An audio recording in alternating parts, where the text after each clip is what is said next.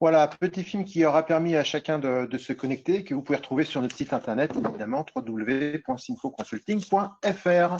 On voit un petit peu dans ce film donc, une notion de chiffre d'affaires de 2 400 000 euros, qui est le chiffre d'affaires donc, de Simco Consulting. 15% sont donc réalisés sur notre territoire français, puisque nous sommes présents depuis quelques années sur la France. 70% du chiffre d'affaires est consacré aux projets d'entrepôt. 22% sur des projets plus orientés supply chain, où on sort du cadre de l'entrepôt, et puis donc une dizaine de pourcents consacrés donc, à un catalogue assez riche de formations que nous pouvons proposer sur mesure. Nos activités, vous l'aurez compris, intralogistique, manuel automatisé, support aux appels d'offres logistiques, configuration de réseaux de distribution, simulation de flux, et puis support à l'externalisation des transports et de l'entrepôt, ce qui est un enjeu dans lequel on verra que les indicateurs ont évidemment leur importance.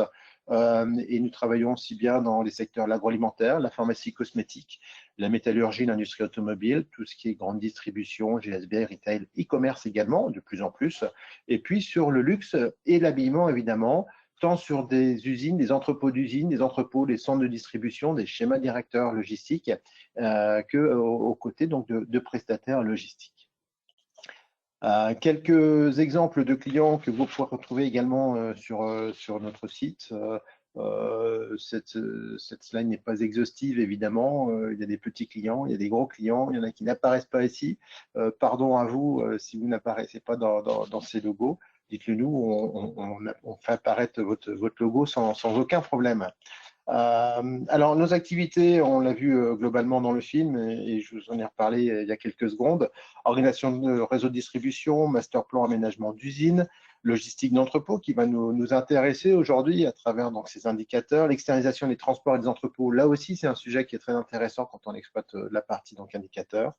Les prévisions de la demande et la gestion des stocks, le lean production, et puis donc toute la gamme de formations avec un focus sur le core business de nos activités, sur donc, cette partie logistique d'entreposage, entrepôt-usine, sur la conception donc, de systèmes de manutention interne, la conception, la réorganisation d'entrepôts traditionnels ou avec un contenu d'automatisation, la simulation de flux, les actions d'amélioration continue dans lesquelles on peut là aussi intégrer donc, cette partie indicateur, et puis tout ce qui va être système d'information pour gérer correctement nos activités. Alors, le programme du jour, vous l'avez sous les yeux. On va parler donc des mesures, des indicateurs de performance. Finalement, pourquoi on mesure? Alors, ce sont des chapitres qui commencent à rentrer quand même de manière assez intensive dans les mœurs et dans l'ensemble des entreprises. On va parler de performance plus spécifiquement en termes de matière d'entreposage et de transport. On va parler d'exécution de service, avec quel type d'indicateur et quel niveau de contrainte on peut avoir, et puis donc quels sont les systèmes de contrôle de performance. On va trouver donc des indicateurs de suivi, des indicateurs de performance, mais aussi, et c'est important, des indicateurs contractuels, notamment quand on va penser à sous-traiter une activité, quand bien même on travaille en partenariat avec un sous-traitant, comme on dit, la confiance n'exclut pas le contrôle, et à un moment donné, la raison de nos indicateurs, notamment, est bien là. Je vous avais proposé lors d'un récent webinaire donc un petit quiz. Je vous propose de refaire ce même quiz aujourd'hui. Donc, on a une ligne supply chain qui démarre de la commande client. Il y a une notion d'approvisionnement, de production, de préparation et de livraison client. Allez, c'est l'été, hein, bientôt, on peut se lâcher un petit peu. On va commander des jeux de quilles bleus et des jeux de quilles rouges, 50 de chaque. Et puis, donc, on est producteur, on livre un grossiste, un client, et on livre à ce client 50 jeux de quilles bleus, pas de souci. Et puis au dernier moment, il y en a une qui était il y a un jeu qui était un peu abîmé, fissuré. On veut pas ternir la qualité de notre prestation, donc on préfère retirer ce jeu qui est abîmé et en livrer que 49. À votre avis, et le chat c'est là à votre disposition comme d'habitude, à la fois pour poser vos questions pour la fin du webinaire et à la fois pour proposer une réponse. À votre avis, quel est le taux de service lié donc à cette commande où on m'a commandé donc un certain nombre de jeux de quilles de références différentes et j'en ai livré donc au global 99. c'est toujours intéressant de poser cette question et on verra si vos réponses évoluent en fonction donc, de notre présentation. Bien, alors, des indicateurs de performance, on en a au quotidien. Il y en a un triste ou quelques-uns qui sont un peu tristes qui apparaissent sur nos écrans en télé depuis, alors un peu moins maintenant, mais depuis un peu plus d'un an. Volontairement, je ne l'ai pas mis et j'ai voulu aller chercher plutôt quelque chose de positif. Je disais tout à l'heure, on est à l'approche de l'été, vous allez chercher à un moment donné à partir en vacances, vous ne savez pas où, vous voulez prendre l'avion, pas l'avion, vous avez un endroit. En fonction de l'endroit de la planète sur lequel on va aller en vacances, on va regarder un petit peu la météo, France Nord, France Sud, France Ouest, Est, etc. Si on veut aller sur un climat subtropical, est-ce que c'est vraiment le bon mois pour se déplacer? On fait référence, on fait appel à une batterie d'indicateurs, ici la météo, la température de l'eau de la mer, le nombre de jours de pluie, est-ce qu'on peut faire de la plongée ou pas, la rando, etc. Donc, c'est quelque chose qui va nous permettre de prendre des décisions.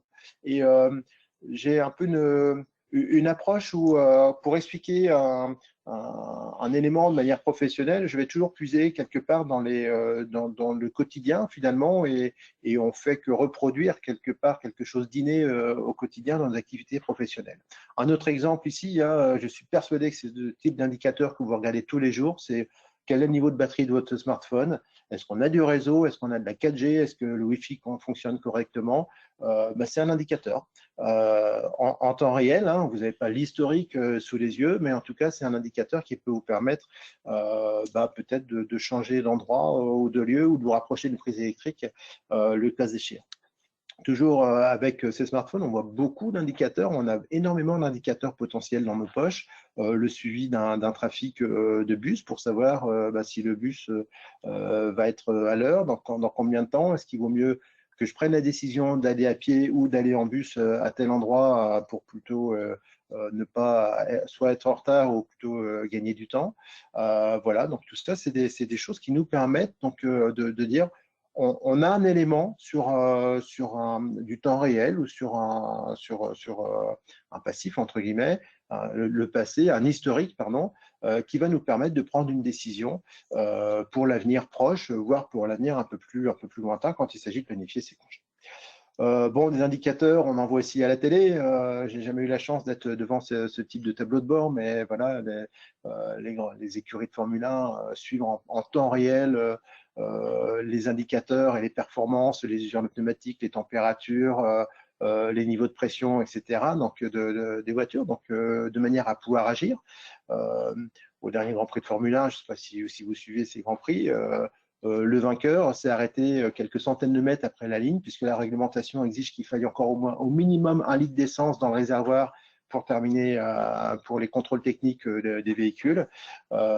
Et donc, l'équipe a ordonné aux pilotes de s'arrêter quelques centaines de mètres pour qu'il reste suffisamment d'essence pour le contrôle, sinon la victoire pouvait être potentiellement perdue sur tapis vert.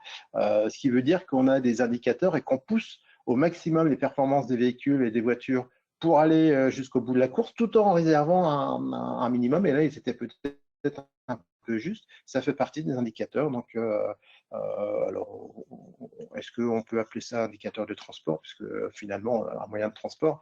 La Formule 1. Autre indicateur qu'on a de plus en plus dans nos domiciles, hein, c'est ce fameux compteur potentiellement controversé, mais qui en tout cas permet tous les soirs de connaître sa consommation et de savoir si hier on n'a pas un peu trop chauffé ou un peu trop consommé, si on est plutôt en heure creuse, en heure pleine, etc. J'arrêterai la liste d'indicateurs avec celui que vous voyez tous les jours quand vous allez travailler, si vous utilisez donc votre véhicule, l'indicateur qui vous permet de savoir où vous en êtes en termes d'essence. Voilà, on le regarde de temps en temps quand même, celui-ci. La température, je ne suis pas persuadé que vous la regardiez, mais en tout cas, vous avez un indicateur de vitesse avec évidemment ce fameux point de contrôle, mais je ne dis pas ça pour courir en place. Alors, si on revient sur nos indicateurs, À quoi ils nous servent? Ben, à prendre des décisions. Et si on n'a pas d'indicateur, on aura du mal à prendre des décisions. Est-ce qu'on lève le pied quand on est sur l'autoroute si je regarde pas mon compteur de vitesse? Bah, pas forcément, selon les voitures dans lesquelles on se place, on a la sensation ou pas de vitesse. Et donc, si on n'avait pas cet indicateur qui nous dit attention, on roule trop vite, pas assez vite, on aurait du mal évidemment à calibrer et on aurait peut-être tendance à aller un petit peu trop vite. Alors, dans les entreprises, quand la direction se consacre majoritairement à la production et puis le reste, la partie logistique, c'est plutôt quelque chose, j'allais dire, ouais, quand on a le temps, on regarde un petit peu, ou pas, tant que ça se passe bien, on ne regarde pas. C'est des fois un peu le problème. Si ça se passe bien, on ne regarde pas, mais on n'anticipe pas suffisamment ce qui pourrait se passer le jour où ça n'ira plus très bien. Quand la stratégie est plutôt quantitative et pas qualitative, quand on n'a pas de crise, on ne prend pas de décision, hein, ce que je disais, quand tout va bien, on a peu d'indicateurs, ou quand les décisions sont plutôt réactives et non proactives. Il se passe un événement, on crée une loi, il se passe un événement, on crée une loi, il se passe un événement, on crée une loi, mais on ne va pas voir derrière si les lois ont été correctement appliquées. Loin de moi de faire la politique, évidemment, mais en tout cas, ça peut être aussi un exemple significatif. Donc, l'inefficacité, l'augmentation des coûts de maîtrise, hein, donc des coûts non maîtrisés, il y a un manque d'information au niveau de la direction qui peut prendre aussi des mauvais choix puisqu'elle n'a pas forcément les remontées qui vont bien. Et puis, des fois, c'est des occasions manquées, ne serait-ce que d'aller récupérer et s'améliorer en termes de satisfaction client. Et au global, c'est une perte de compétitivité pour l'entreprise si on n'arrive pas à mesurer l'essentiel et si on se contente de mesurer peut-être un chiffre d'affaires et potentiellement un taux de marge. Alors, on va parvenir sur Domain, hein, qui est à l'origine de cette fameuse roue, hein, PDCA, Plan do Check Act. Si vous ne pouvez pas la mesurer, vous ne pouvez pas la gérer. Hein, donc, évidemment, vous obtenez ce que vous inspectez parce que vous attendez.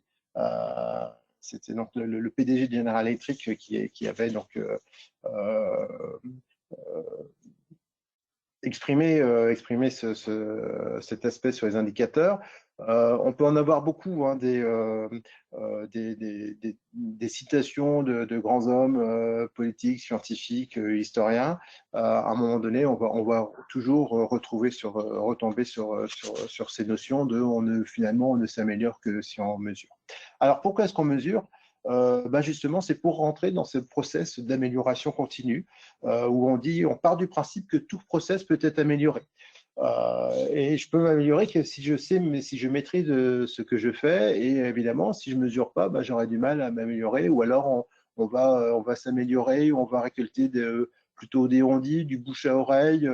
On a l'impression que ça vient de ça. Donc, allez, on va plutôt traiter ça. Et puis, des fois, on génère plus de problèmes qu'on récolte de solutions ou d'améliorations en allant peut-être un peu trop vite à résoudre les problèmes.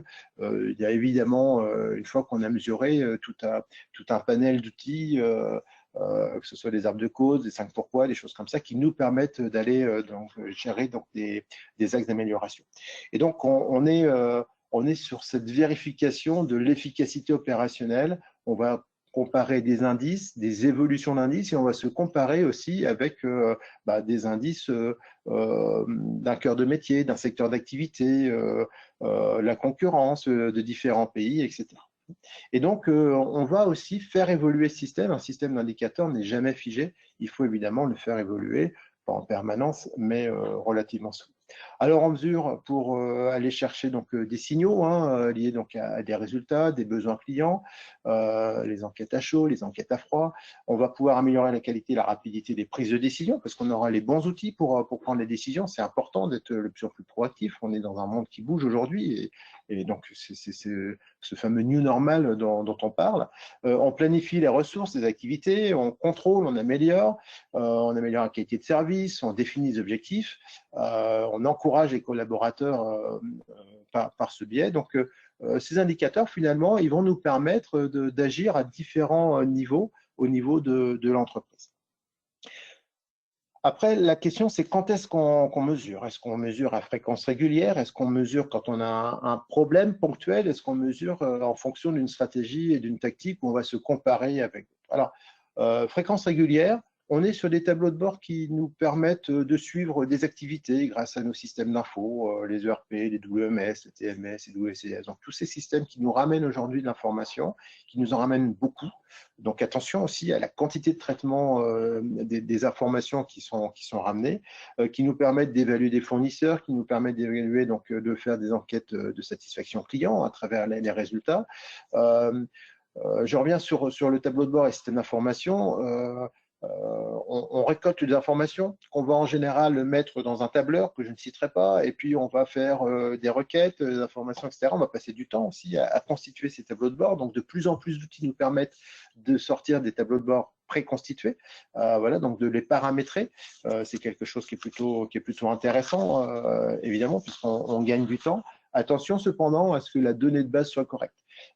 Puisque si on prend des indicateurs issus d'un TMS où on a des temps, par exemple, des temps de résidence de conducteurs ou de camions sur site, soit ces temps sont correctement rentrés, enregistrés dans le système, c'est-à-dire que quand le camion arrive, on enregistre son heure d'arrivée, quand il part, on enregistre son heure de départ, soit il arrive, il attend une demi-heure, trois quarts d'heure, une heure à l'extérieur, et puis ensuite il rentre, et là on pointe l'heure à laquelle il rentre sur le site. Alors c'est pas du tout l'heure à laquelle il est arrivé. Donc on peut avoir une information contradictoire entre l'information qu'on va donner nous, transmettre donc en termes d'évaluation fournisseur transport, et puis le transporteur en lui-même qui va dire non, mon chauffeur il a beaucoup plus de temps d'attente que ce que vous imaginez. Donc attention à la manière de collecter l'information, au respect du temps réel et à la fiabilité de ces données de base, puisque on va les extrapoler, on va les faire parler, et à un moment donné, on risque de prendre des mauvaises décisions ou de se confronter donc, à des indications qui sont erronées par rapport au terrain. Ces KPI, Key Performance Indicators, en anglais, indicateurs de performance, donc clé, c'est une donnée qui est calculée par une entreprise pour déterminer et pour qualifier, quantifier donc, ses objectifs opérationnels et stratégiques. Ça veut dire quoi? Ça veut dire qu'il est hors de question de remplir tous les murs du bureau, soit avec des écrans plats, comme on l'a vu sur l'exemple de la Formule 1, soit avec des post-it ou des feuilles A4 où tous les jours on vient remettre un chiffre en plus, etc. Puisque le fait d'être inondé d'indicateurs va perdre toute l'efficacité de cet indicateur. Et on verra tout à l'heure, on devra mettre en place un système pyramidal qui permet à chacun de suivre, alors de constituer et de suivre un nombre d'indicateurs qui soit raisonnable. Et en fonction de l'actualité, évidemment. On parlait tout à l'heure d'indicateurs permanents, OK, sur des niveaux d'activité, sur des taux de service, sur une évolution de chiffre d'affaires, etc. Puis on peut avoir des indicateurs qui sont plus ponctuels, qui sont liés à un problème précis.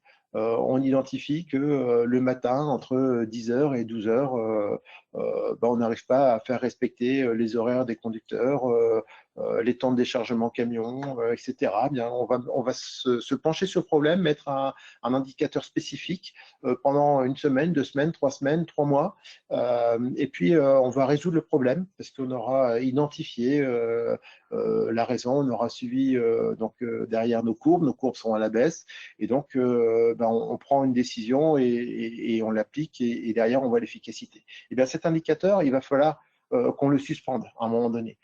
Puisque sinon, au prochain problème, on va rajouter un indicateur, et puis au prochain problème, on va rajouter un indicateur, et puis on perd l'essentiel. Donc, on a ces indicateurs ponctuels qui doivent venir à l'instant T pour calculer l'efficacité d'une action, et puis derrière, repartir, entre guillemets, de là où ils viennent, et puis donc on les ressortira du placard le jour où à nouveau on y arrive, mais en tout cas c'est des choses qu'on peut avoir. Pareil, on va les traiter à travers des comités de pilotage, hein, donc de manière régulière. C'est quelque chose qui est essentiel à cette temporalité des indicateurs.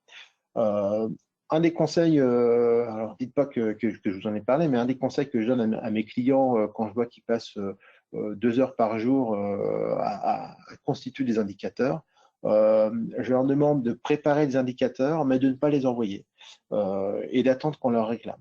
Et dans 75% des cas, on se rend compte que la personne à qui on envoie cet indicateur ne le réclame pas. C'est donc un indicateur qui est plus essentiel, qui a été peut-être essentiel à un moment donné, qui ne l'est plus, ou qui n'est pas traité ou qui est traité que ponctuellement.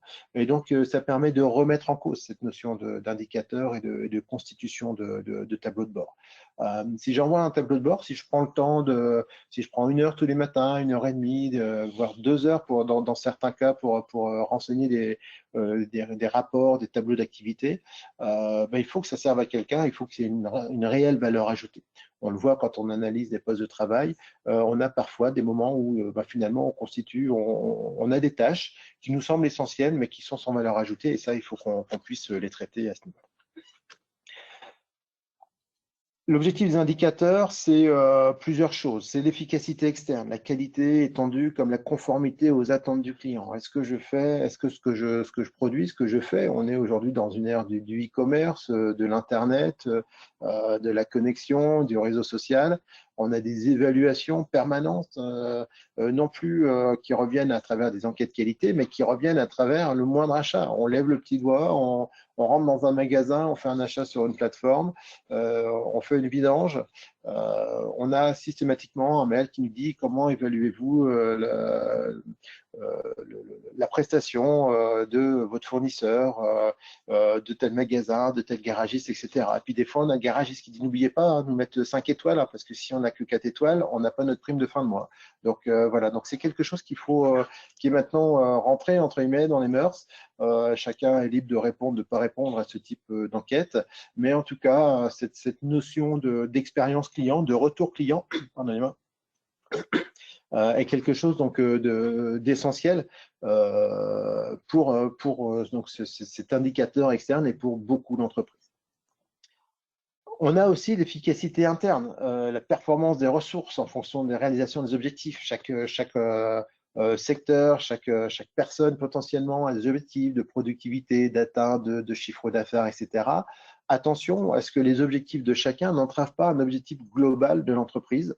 Je pense notamment à des notions d'objectifs sur des acheteurs qu'on va contraindre qui ont contrainte de diminuer les coûts d'achat en jouant sur la qualité. En général, on évite, mais en jouant sur des notions de volume. À côté, on a le patron d'entrepôt qui, lui, va être plutôt objectivé sur une qualité de prestation, sur des niveaux de stock, sur des mètres carrés, la densification, et qui, parce que l'acheteur a décidé d'acheter par camion complet au lieu de lot, va devoir stocker plus de marchandises. Donc, la valorisation du stock, les mètres carrés, le coût de possession, ce sont des choses qui vont évoluer. Donc, attention à ce que les indicateurs de chaque service ne soient pas incompatibles avec la performance globale de l'entreprise. Et ça, c'est un des enjeux de la supply chain. On va avoir des indicateurs de volume et de flux, puisqu'on va quantifier ce qu'on fait, hein, évidemment. C'est ce qui peut nous permettre d'aller chercher derrière des indicateurs, ce qu'on appelle de productivité également. Et puis, donc, des notions de saturation, les niveaux d'exploitation de certaines ressources. Celles qui sont difficiles à accroître. Moi, je parlais tout à l'heure de l'entrepôt. À quel moment est-ce qu'on doit tirer la sonnette d'alarme parce que je sature dans mon entrepôt, parce que si j'ai pas suffisamment d'espace libre dans mes espaces de stockage, je vais avoir une contrainte. C'est que je vais prendre plus de temps, je vais peut-être réceptionner des produits, je vais les laisser à quai le temps de faire la place dans le stock. Je vais peut-être mettre plus de temps à préparer des commandes, je vais peut-être louper des départs. Donc ça peut avoir des conséquences. Donc ces notions de saturation aussi sont quelque chose d'important. Alors, les indicateurs qu'on va mettre en place doivent être smart. C'est quelque chose pareil, que maintenant beaucoup d'entre nous connaissons. Donc, S spécifique, un indicateur par objectif, mesurable. La méthode de calcul doit être connue, atteignable. Évidemment, si on met un indicateur qu'on ne peut jamais atteindre, on va vite pédaler dans la semoule et puis se décourager. Il doit être réaliste. Voilà, c'est pas pour faire plaisir, c'est pas juste pour annoncer un beau chiffre au comité de direction, c'est vraiment quelque chose qui doit nous être fixé de manière réaliste et puis temporelle. On doit pouvoir l'atteindre avec un objectif. Est-ce que c'est dans 6 mois, dans 1 an? Il peut être progressif aussi, hein, c'est-à-dire qu'on a un objectif dans 2 ans et on sait qu'on va passer des paliers tous les 3 mois avec cette notion d'évolution d'indicateur. J'ai dit tout à l'heure, on ne doit pas non plus gérer 50 indicateurs tous les jours. On a une tête, bien faite en général, qui nous permet de suivre un certain nombre de données. Si on a trop de données, on va avoir du mal à aller identifier la meilleure. Et donc, on a un système pyramidal qui fait que chaque service va pouvoir gérer ses indicateurs, vert, orange, rouge. 3 couleurs suffisent à un moment donné pour gérer des indicateurs, qu'on va remonter à un hiérarchique. Alors, on est dans une organisation très pyramidale ici, on le voit, qui lui-même va remonter, va refaire une synthèse, et qui va éviter au capitaine du bateau d'avoir à regarder, à consulter systématiquement tous les indicateurs réalisés par tous les services. Simplement, ce capitaine va avoir un regard descendant, c'est-à-dire qu'il va demander, s'il y a un indicateur qui est au rouge, voire à l'orange, il va demander à ce qu'on identifie quelle est la composante de cet indicateur pour descendre le plus bas possible et aller déceler, identifier quelle est la cause finalement qui est à l'origine de cette couleur orange-rouge de l'indicateur. Donc, on a cet exemple de tableau de bord. Alors, le pilote d'aviation, évidemment, c'est son rôle de vérifier, etc., de savoir que tout se passe bien. Il y a quelques passagers quand même derrière lui. Mais en tout cas, on doit toujours avoir un pilotage qui est centralisé et qui permet donc de descendre, aller chercher la cible et l'origine des différents éléments. Alors, les étapes de réalisation d'un indicateur, donc on va sélectionner un certain nombre de processus à surveiller, on va découper les phases de ce processus en activités, on va identifier les indicateurs de performance, quels sont les niveaux cibles, on va définir, construire ces indicateurs, les métriques, les fréquences, est-ce que je le fais tous les jours, tous les mois, tous les matins, à toutes les heures, et puis de quelle manière je le fais. Et évidemment, on va également positionner un pilote, parce qu'on voyait tout à l'heure avec le pilote d'avion, il faut qu'il y ait des propriétaires d'indicateurs de manière à pouvoir s'approprier, être vraiment responsable de ce taux qu'on va calculer et de manière à pouvoir activer derrière toutes les mesures nécessaires pour progresser. Alors, on a ici des indicateurs en termes de performance clés sur les stocks. On peut parler d'indice de rotation d'un article ou d'un ensemble d'articles. Pendant une période donnée, le nombre de renouvellements total de stock permettant à l'entreprise de récupérer les ressources financières dédiées au coût de possession. N'oubliez pas qu'on raisonne ici en termes de supply chain. Donc, on a 3 types de flux, le flux physique, le flux d'information, le flux financier. Alors, le flux financier étant la conséquence des flux physiques qui eux-mêmes sont optimisés avec les flux d'information. Et donc, ce niveau de taux de rotation par article, par famille de produits, etc., va nous permettre d'aller optimiser, d'aller discuter avec les différents services et savoir, à un moment donné, on a peut-être un peu trop de stock sur tel ou tel produit, ça mobilise de la place, des coûts, la trésorerie, etc. Le taux de remplissage des articles, hein, c'est important. Alors, on ne parle pas d'un taux de remplissage ici d'entrepôt, mais bien d'articles. Un indicateur qui calibre les niveaux de stock cible représente la différence en pourcentage entre la quantité requise pour un article spécifique en stock disponible et son stock disponible. C'est-à-dire qu'on va avoir ici un raisonnement non plus par famille de produits, mais bien par article, et de manière à pouvoir peut-être changer de stratégie de rapprovisionnement, de production, make to stock, make to order, seuil mini-maxi, quantité économique de réappro, etc. Donc tout ça, on va forcément avoir un regard dessus. Alors évidemment, avec un système d'entonnoir, c'est qu'on va commencer par les plus grosses, donc on va chercher donc cette fameuse règle du 80-20. Hein. En général, 80% du business est fait avec 20% donc des articles. On va taper dans ces 20%, on va chercher les plus gros de manière à pouvoir générer et aller chercher ce qu'on appelle un quick win, donc un gain rapide, et puis ensuite on va affiner petit à petit, step by step, sur le modèle de l'amélioration continue. Le taux d'exécution des commandes aussi, qui est un indicateur qui mesure la fraction de commandes qui peuvent être traitées immédiatement grâce au stock disponible. Il représente la capacité à répondre à la demande et dépend donc du taux de remplissage d'articles demandés par les commandes. Évidemment, on a des fois des commandes qui ne sont pas exécutables. Alors, est-ce qu'on les envoie en partiel? Est-ce qu'on attend d'avoir le complément de la commande pour les envoyer, etc. Ça a une incidence directe sur le client. C'est lié aussi quelque part à la prévision, difficile à la prévision. La prévision, comment elle est constituée? Bien, on analyse historique, on rajoute deux, trois critères, 2-3 éléments. Alors, quand je dis 2-3, évidemment, c'est un peu, c'est très péjoratif et vous m'en excusez, mais on rajoute des éléments qui vont nous permettre d'affiner cet historique. Alors, on va peut-être supprimer des pics, on va peut-être expliquer des événements qui ne devraient plus se reproduire, et puis on va rajouter des éléments d'actualité qui vont nous permettre de gérer la cible. Aujourd'hui, nos systèmes d'information nous permettent de récupérer l'historique. Les systèmes de BI, de business intelligence, d'intelligence artificielle nous permettent de travailler ces historiques de manière à pouvoir se projeter, même si on est sur un monde où il est de plus en plus difficile de réaliser des projections. Ici, nous avons des indicateurs donc, sur la livraison des produits. La livraison donc, de ces produits, on est sur des flexibilités de prestations. Est-ce que je peux du jour au lendemain livrer ou faire livrer le double, le triple, le quadruple des volumes? Comment je passe ces grosses journées de campagne commerciale, notamment avec la partie e-commerce? Est-ce que les livraisons qui sont assurées donc, sont avec précision? Est-ce qu'elles sont ponctuelles? À quelle fréquence je vais livrer? Quel est le temps de cycle entre la commande et la livraison, ce fameux lead time?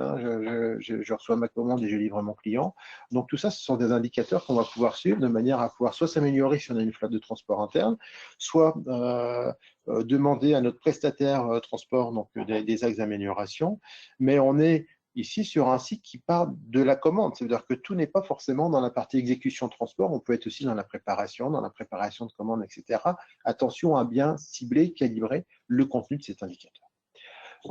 Toujours sur la livraison des produits, donc on parlait de ce lead time, donc c'est l'émission de la commande, c'est le temps que peut mettre le fournisseur à m'approvisionner, c'est le temps de livraison, de vérification, de rangement, de préparation, d'expédition. Donc ici, on va cumuler tous ces éléments.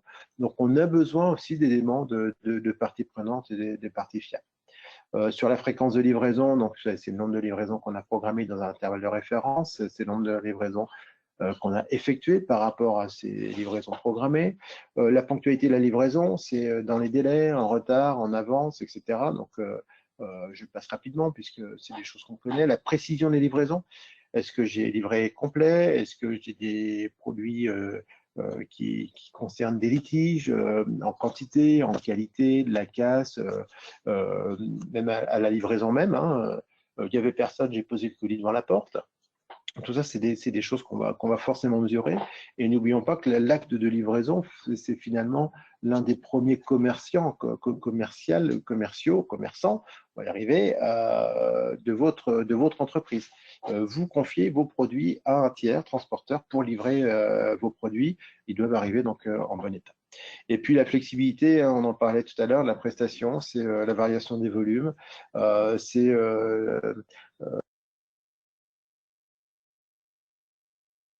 d'articles, c'est des demandes de report d'expédition qui sont satisfaites ou non, etc. Donc tout ça, ça rentre évidemment dans les indicateurs qui vont nous permettre de suivre la bonne qualité, donc la prestation de transport.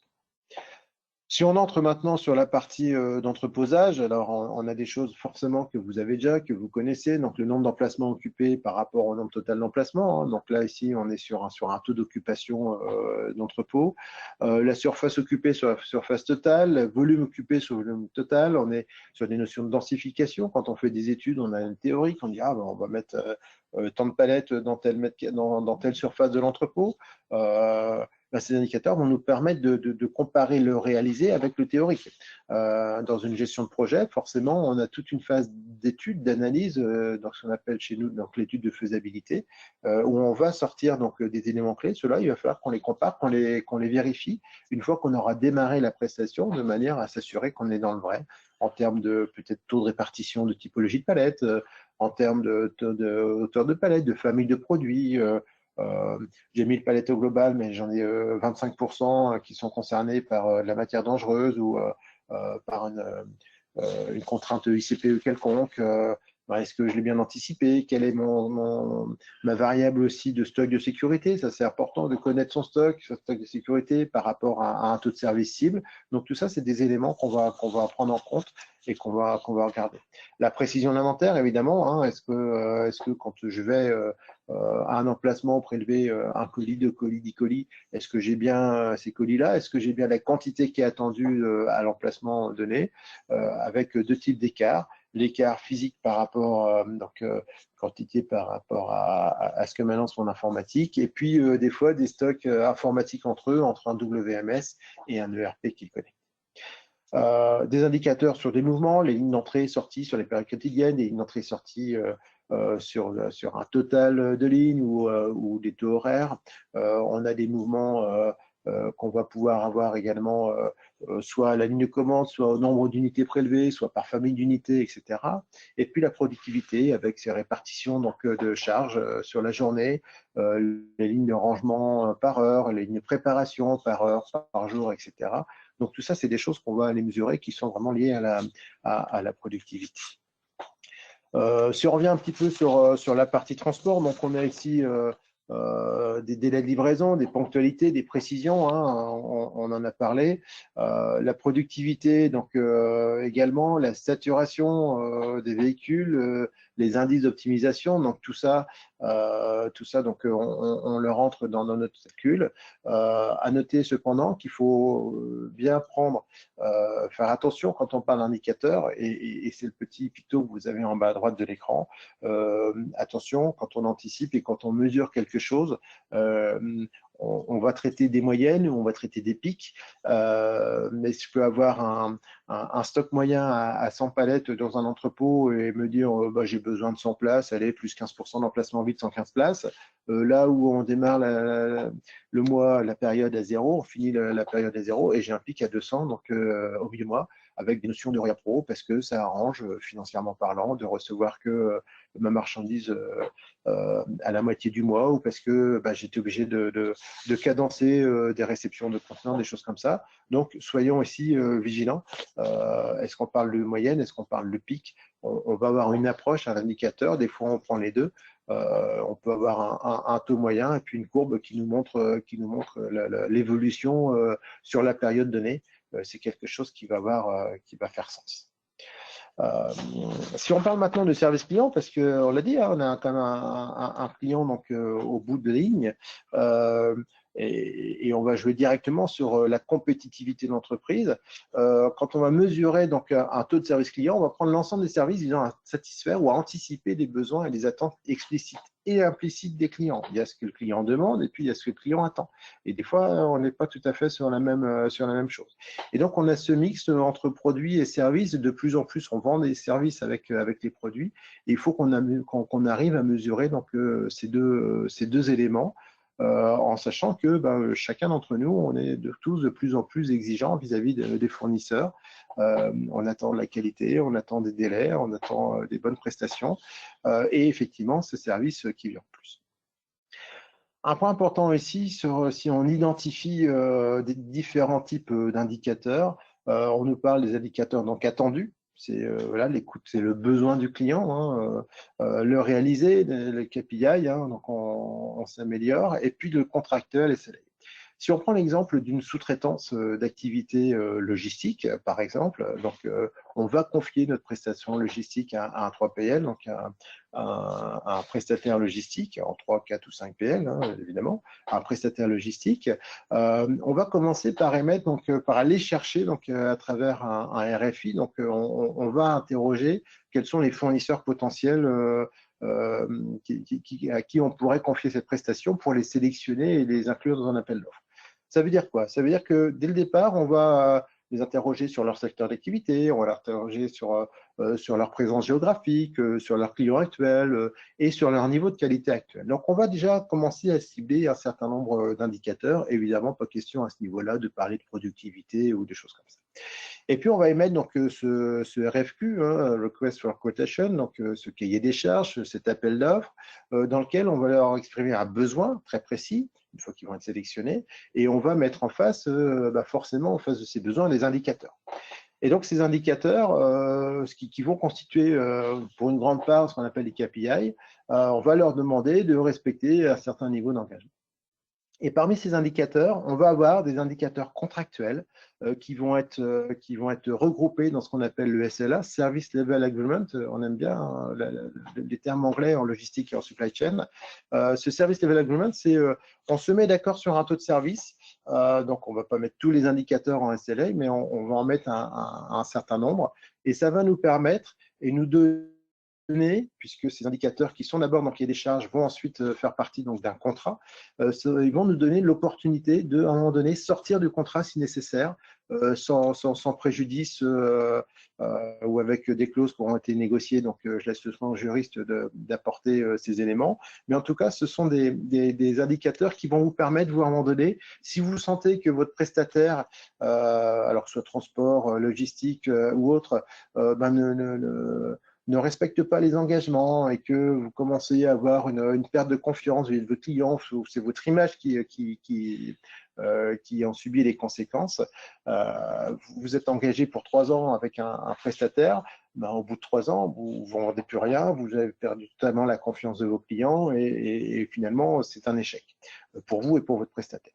À un moment donné, le SLA permet de se fixer ce minimum, de fixer un objectif donc, de résultat à votre prestataire et à lui laisser le temps potentiellement, alors pas 2 ans non plus, mais laisser le temps, 1 mois, 2 mois, 3 mois, de redresser la situation, de mettre les moyens pour redresser la barre, sans quoi ben, vous changez, alors évidemment, c'est pas simple non plus, mais vous changez de prestataire et vous allez chercher quelqu'un qui sera plus à même d'atteindre vos exigences et vos niveaux de qualité. On ne pense pas suffisamment quand on rédige un contrat à ces notions d'indicateur, puisque en général, quand on se tape dans la main, quand on s'est mis d'accord sur les tarifs, etc., bah, tout va bien dans le meilleur des mondes possible. Et puis, bah, c'est derrière que les choses peuvent dériver. Et n'oublions pas qu'un contrat, on va le sortir du tiroir uniquement si ça ne se passe pas bien entre relations, entre donneurs d'ordre et fournisseurs. Et donc, ces différents niveaux d'indicateurs vont nous permettre d'aller chercher un avantage compétitif, puisqu'on va mesurer notre performance au quotidien, on va aller écouter le besoin des clients pour s'améliorer, et puis surtout, on va être très vigilant sur l'aspect contractuel. Ces indicateurs de service qu'on peut avoir avec des clients, on les a ici, le taux de fidélisation des clients, on a l'ancienneté moyenne des clients, on a le taux d'évolution de la clientèle, on a des valeurs de clients sur toute la vie. Si on prend l'exemple de Simco, on est aujourd'hui à peu près plus ou moins 600 clients pour 2400 projets. Ça veut dire un projet pour 4 clients, s'il faut 4, 24, c'est bien ça, un projet pour 4 clients, 4 projets par client, voilà, je me trompe. Ça veut dire que nos clients nous font confiance et reviennent et nous reconfient des prestations au fil de l'eau. Voilà, donc ça permet quand même, c'est un indicateur de confiance par rapport à des futurs prospects dont vous faites peut-être partie. En tout cas, c'est quelque chose que nous, on mesure, à la fois le taux de transformation d'offres, hein, on fait un certain nombre d'offres, on en gagne un certain nombre, et puis ensuite, donc, cette notion de fidélité client, donc à chacun d'adapter les indicateurs dont il a besoin.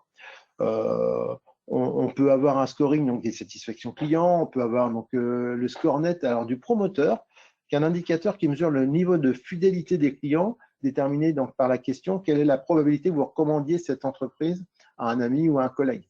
Voilà, c'est promoteur, promotion, cette notion donc de je conseille quelque part tel ou tel opérateur. Et puis, donc, le score d'effort du client aussi, l'indicateur qui mesure la facilité d'une expérience avec l'entreprise, avec la question, l'entreprise va-t-elle permettre de gérer facilement mon problème? Voilà, donc on est ici sur des indicateurs auxquels on ne pense pas forcément et systématique. Et puis, on a ces fameux rapports, hein, puisque ces indicateurs, j'ai dit tout à l'heure, il faut éviter d'en avoir au large sur les murs. Il faut qu'ils soient sur une quantité quand même raisonnable. Et donc, il faut qu'ils soient par contre documentés, commentés et qui donnent lieu à des plans d'action. Donc, on va avoir des fréquences régulières en fonction de l'indicateur. On peut avoir des rituels tous les matins où on va regarder tel indicateur sur lesquels on peut agir sur la journée en fonction de ce qui s'est passé la veille, en fonction d'un niveau de commande, d'un niveau d'activité, d'un événement quelconque. Il y a des absents, etc. Donc, comment est-ce que j'agis pour mon quotidien? Et puis, il y a des indicateurs qui vont être plutôt hebdomadaires. Et puis, il y a des indicateurs qui vont être mensuels, etc. Et donc, on doit avoir des fréquences de réunions pour analyser ces indicateurs, pour aller chercher donc ces performances et mettre en place des plans d'action et suivre ces plans d'action. Un indicateur sans plan d'action n'est pas un bon indicateur, puisque, OK, on constate à tel moment, alors évidemment, si tout va bien, tant mieux, hein, si tous les indicateurs sont ouverts, ben, tant mieux, mais il y a toujours moyen de performer. S'ils sont à l'orange ou au rouge, ben, on va éviter de vivre avec, et l'idée qu'on ait identifié ce qui n'allait pas va nous permettre de mettre en place une action et de vérifier l'efficacité de l'action. Donc, il y a ces notions de rapport à la direction. Hein. On rentre toujours dans ce jeu hiérarchique, hein, remontée d'informations. Déjà pour informer, en attention ici, en toute transparence, on a un souci à tel endroit, on a ciblé le problème, on est en train de le traiter. Voilà les conséquences, voilà ce qu'il faut mettre en place. Est-ce qu'il y a un investissement à la clé? Quel est le retour sur investissement? Voilà, notre indicateur aussi, hein, le ROI. J'ai un investissement, en combien de temps est-ce que je l'amortis à travers l'économie donc des coûts d'opération, les CAPEX, des OPEX, et puis donc fournir cette base pyramidale donc avec des éléments qui sont fiables. Pas la peine de cacher un indicateur ou quelque chose qui ne va pas, puisqu'au bout d'un certain temps, ça va se savoir, et ça c'est plutôt un conseil que je fais. Et puis donc cet outil de communication, donc à vous de choisir sous quel format, à quel format afficher ces données, puisqu'évidemment il faut que ce soit parlant, il faut que ce soit visible du regard et du premier coup. Est-ce que c'est plutôt une courbe? Est-ce que c'est plutôt la toile d'araignée? Est-ce que c'est plutôt donc ces notions de barre, de pyramide, etc. Donc il faut trouver le visuel qui va bien pour gagner aussi un maximum de temps. Et c'est seulement une fois qu'on aura mis le point aussi sur tel point, on dira bah, tiens, ici j'ai un chiffre d'affaires qui est très bas, eh bien je vais regarder ce qu'il y a dedans. Hein. On rentre encore dans cette pyramide, mais cette fois en descendant, et on va regarder pourquoi, quelle est la famille de produits sur lesquels on a moins vendu. Est-ce qu'on était plutôt en rupture de stock? Est-ce qu'on était en incapacité de livrer? Est-ce que, etc. Donc tout ça, ça nous permet d'aller chercher donc les bonnes explications et donc les bonnes actions correctives. Ce tableau de bord aujourd'hui est de plus en plus dynamique, hein, réactif. Le GPS hier nous donnait une route, la meilleure route possible, indépendamment des événements extérieurs. Demain, enfin aujourd'hui, le GPS rajoute des informations en temps réel sur la circulation, sur les radars, on en parlait tout à l'heure, ou non, les zones de danger, on n'a pas le droit de dire radar, donc sur les zones de danger, sur les problèmes de circulation, etc. Aujourd'hui, vous avez cette notion d'intelligence artificielle et de collecte d'informations en temps réel qui vous permet de vous adapter au plus vite, et que ce soit sur des TMS ou sur des WMS, puisqu'on parle quand même de transport et de logistique, nous avons des outils aujourd'hui qui nous permettent de remonter des tableaux de bord, de les paramétrer, de les configurer, de les rendre en temps réel, de manière à pouvoir gagner en efficacité sur ces tableaux. On arrive donc à la conclusion de ce webinaire. Je n'ai pas oublié évidemment le quiz qu'on a lancé tout à l'heure. Si on conclut ici, donc on voit qu'on est sur différents niveaux d'indicateurs. Il y a des indicateurs qui nous permettent juste de suivre. Un peu, j'allais dire, c'est pour information. Ben voilà, on a ici un élément sur lequel on n'a pas forcément de maîtrise. Hein, ne demandez pas à un indicateur de performance à un opérateur de réception sur un niveau, sur un nombre de réceptions ou sur un niveau d'activité. C'est pas forcément lui qui gère les ventes et donc les besoins de réapprovisionnement. Lui va peut-être avoir un indicateur pour suivre l'évolution et pour adapter ses effectifs. Après, il peut y avoir un indicateur de performance où on va comparer donc ce niveau de réception avec les effectifs qu'il aura mis en place. Et puis, ces indicateurs contractuels où si le camion qu'on a réceptionné jusqu'à 16 heures n'est pas dans le système d'information à 17 heures, ben là, on est hors du contrat, on dépasse le truc. Donc, ces indicateurs vont être à plus ou moins long terme, ou alors ils vont être très ponctuels. Ils doivent être en quantité raisonnable, ils doivent être évidemment pilotés. Et puis, il doit être benchmarké. On a ici cité le modèle score hein, qui va nous permettre, sur des indicateurs de supply chain, de se comparer donc avec d'autres acteurs dans le même secteur d'activité en termes de supply chain. On a ici une fiche hein, qui est issue de ce modèle score, où on a donc cette supply chain très étendue du fournisseur jusqu'au client du client, avec les différents macro-processus, et puis derrière donc la distinction donc de différents indicateurs qu'on peut avoir à l'intérieur de ce modèle, à la fois pour se comparer avec des gens qui sont sur le même secteur d'activité et qui ont donc les mêmes contraintes. Alors, je ne sais pas si certains d'entre vous ont pu, dans le chat, s'engager sur un taux de service. Évidemment, avec l'anonymat, je vais regarder si vous avez utilisé le chat. Voilà, j'ai quelqu'un qui s'est lancé, qui me dit un taux de service à 50%. Voilà. Alors, ça peut être intéressant. Alors, c'est dommage, on est un peu limité dans les conditions techniques de ce webinaire, puisque moi, j'ai la parole et vous avez un clavier. Voilà, donc on n'a pas les mêmes outils. Merci en tout cas. Donc, alors, je vois un taux de service à 0% également qui arrive. Alors, qu'est-ce qu'on a? Hop, je voudrais juste agrandir mon écran. Si je fais comme ça, voilà, donc 2 personnes se sont lancées, donc 50% et 0%. Alors 100%, j'imagine pas, hein, puisque évidemment on sait que 99 jeux de quilles sur les 100 qui ont été programmés à l'avance. Je prends volontiers donc alors ici donc on a 3 taux qui nous arrivent. Ah, ça sent bon les 3 taux. Alors voilà, tac tac, le temps que tout le monde, voilà, 0, 50, 99, bravo. On retrouve effectivement ce 0, ce 50, ce 99, puisque tout dépend de la manière dont on va calculer, dont on définit ces indicateurs. Et j'allais dire, tout dépend aussi de quelle position on se place. Est-ce qu'on est plutôt l'acheteur? Est-ce qu'on est plutôt le client? Puisque chacun va avoir peut-être tendance à tirer un peu la couverture sur soi. D'où l'importance, quand on signe aussi un contrat avec un client ou avec un prestataire, un fournisseur, de définir, non pas de dire voilà l'objectif, voilà l'indicateur que je mets en place, c'est l'objectif, mais c'est aussi de définir son mode de calcul. Ça, c'est quelque chose qui est très important et surtout, avant de signer le papier, de comprendre ce mode de calcul, de s'assurer qu'on est en mesure de le calculer et de comprendre qu'est-ce qu'on met dedans. Ici, si on prend notre cas, effectivement, on peut être 0% si on calcule à la commande. La commande n'a pas, il y a une commande, elle n'a pas été livrée dans son intégralité. Donc là, je suis plutôt l'acheteur et je dis, monsieur le fournisseur, je vous mets un 0 pointé. Si on est vers un moitié plein, vers un moitié vide, on va raisonner à la ligne de commande. J'ai 2 lignes de commande, j'en ai une qui a été livrée intégralement et l'autre qui n'a pas été livrée intégralement, donc pour moi qui n'est pas livrée. En tout cas, je mets un coef 0 dessus et donc sur 2 lignes, j'en ai une qui est bonne, ça fait un taux de service à 50%. Et puis, si on calcule à l'unité, donc au nombre de jeux de quilles, parce qu'après tout, le magasin, on va pouvoir quand même en vendre 99 des jeux de quilles, et là, on est plutôt fournisseur, on dit attendez, j'ai quand même un taux de service à 99%, c'est pas si mal.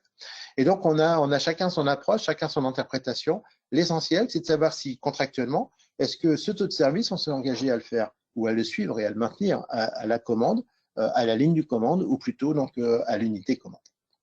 Merci en tout cas d'avoir joué le jeu à travers ce chat. Voilà, alors évidemment, l'indicateur qu'on peut avoir à travers ces webinaires, c'est le taux de contact qu'on peut avoir avec vous en direct suite à ces webinaires. Donc, si vous voulez augmenter nos indicateurs, n'hésitez pas donc vous avez mes coordonnées sur la page suivante. N'hésitez pas donc à nous solliciter. Évidemment, sans engagement, ce sera avec plaisir qu'on prendra le temps de discuter de vos enjeux, de vos besoins, de vos problématiques, de vos besoins d'évolution. On est à votre disposition, évidemment, pour répondre à toutes votre attentes. Et puis, donc, en qualité de société conseil, on a une neutralité, on peut vous aider. On aide aussi bien la rédaction d'appels d'offres sur de la sous-traitance, transport et logistique. On aide aussi bien des prestataires logistiques à répondre et transport à répondre à des appels d'offres. On travaille aussi sur des activités donc internes qui vous sont propres, sur sur vos propres outils logistiques, les entrepôts, les besoins d'évolution, la mise en place d'indicateurs. N'hésitez pas en tout cas à nous solliciter de manière à ce qu'on puisse vous être utile. Il nous reste encore 2 webinaires à organiser d'ici la fin de l'été, enfin d'ici le début de l'été, pardon. Le premier, donc justement sur le choix des prestataires logistiques ou transport, avec les alternatives opérationnelles, quels sont les enjeux, les avantages, les inconvénients, les risques, les indicateurs à mettre en place. Et puis, on reviendra le 8 juillet, 11h à 12h. C'est peut-être un petit peu juste de parler en 1 heure de notre étude de faisabilité, de la méthodologie finalement pour entamer un projet et des points de départ, des socles communs de départ donc, de ces différents projets. Et donc, le 8 juillet, j'espère que vous ne serez pas encore en vacances et que vous pourrez nous suivre. Et puis, j'espère pouvoir, nous espérons pouvoir d'ici la fin de l'année, pouvoir organiser une journée de workshop en présentiel, quelque part, soit à Paris, soit à Lyon peut-être, voire ici à Châlons, de manière à pouvoir passer une journée ensemble et vous présenter de manière un peu plus profonde quelques éléments clés de notre prestation. Vous avez mes coordonnées ici. Évidemment, vous allez recevoir le lien à la fois pour revisualiser ce webinaire ou le visualiser si malheureusement vous n'avez pas pu assister, vous étiez inscrit, vous n'avez pas pu assister. Le lien pour charger également donc, le support de présentation. Et maintenant, je vous propose de nous consacrer donc, au chat et aux questions que vous pouvez avoir. Alors, est-ce que nous avons des questions? Alors, nous avons beaucoup de réponses qui sont donc associées à… Hop, je vais mettre un peu plus grand, qui sont associées donc au quiz. J'ai perdu mes questions. Elles sont ici.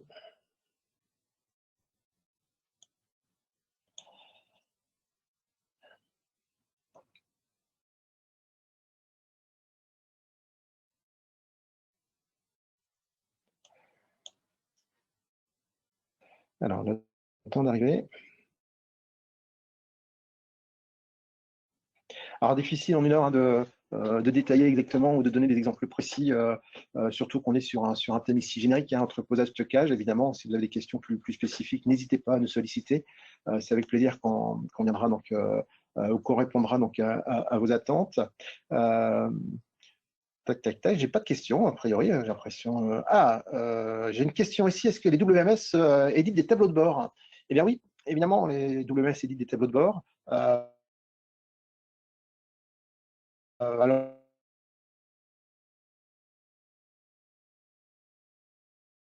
soit directement,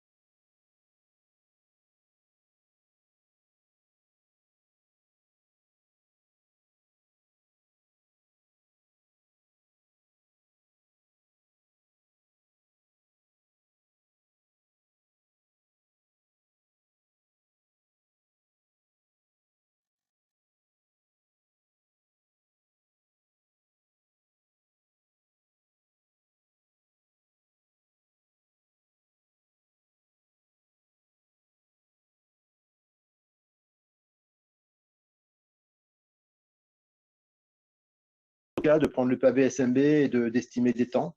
On bénéficie chez Simco et ailleurs d'outils de simulation de flux qui vont nous permettre de reproduire des activités, en faire un jumeau numérique et pas uniquement sur des systèmes automatisés comme on peut l'avoir et comme on peut le voir plus régulièrement, mais aussi sur des individus et sur des agents de quai, de préparation, des caristes, etc. Et en l'occurrence aussi sur le picking.